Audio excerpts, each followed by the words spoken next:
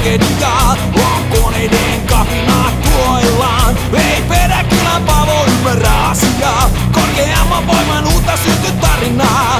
Vallankumousta tietokone tarvittamaa. Kaikilleensa salaa suunnitelman jakamat. Älylaitteille yhden käskyn antamat. Koko ihmiskunta orjuuttakaa. Tekoäly 666 lähtölaskenta on alkanut. Ihmiskunta tullaan orjuuttamaan korkeamman teknologian edessä. Tekoäly, tekoäly, tekoäly, tekoäly, tekoäly, tekoäly, tekoäly, tekoäly, tekoäly, tekoäly, tekoäly, vallan anastaa. Tekoäly, tekoäly, tekoäly, tekoäly, tekoäly, tekoäly, tekoäly, tekoäly, tekoäly, tekoäly, tekoäly, johtaa rauhaa. Ajatuksen voimasta lisätoimia, pysäyttämään pystyy ei enää kukaan. Alkaa pikkuhiljaa näyttämään voimia, ohjaa ihmiskunta haluamansa suuntaan. Joka päivä laitteet elämistä nopeuttaa, tekemistä koko ajan helpottaa.